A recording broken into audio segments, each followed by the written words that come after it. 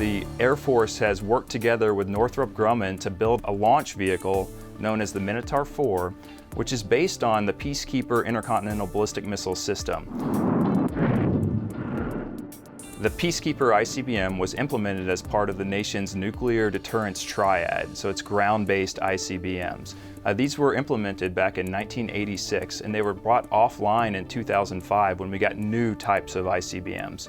The Air Force has these systems. They were fortunately never used, and so they're sitting in warehouses across the country and are great assets to use for things like space launch today.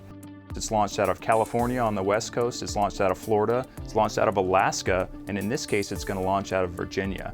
Each one of those 4 launch locations allow us access to space in different locations. It's access changing the inclination, essentially where the space vehicle is going to orbit over the Earth. Is it going to stay over the equator, or is it going to fly over the North and South Pole, or anywhere in between?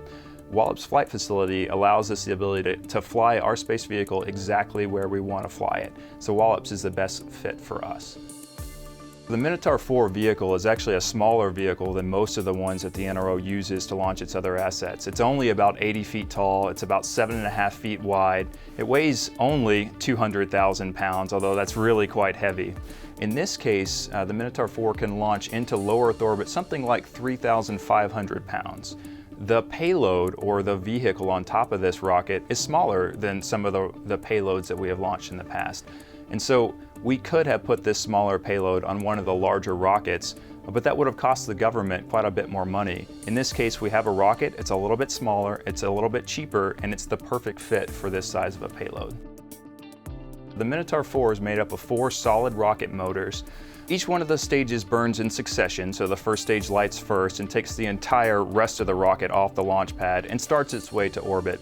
Each one of these solid rocket stages burns for about a minute each, so it actually goes by pretty quick. It only takes about 4 minutes worth of burning to get this space vehicle from the ground to orbit, which is low Earth orbit, relatively low, but very fast. So when the space vehicle gets dropped off by the launch vehicle, it's moving about 7.5 kilometers per second, which is about 17,000 miles per hour. 3, 2, 1, 0 ignition.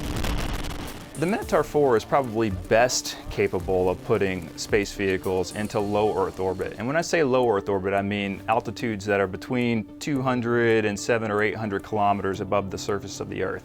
Low Earth orbit satellites are very near the surface. They can only see part of the surface at any one point in time, but because they're so much closer, they can see things so much more clearly.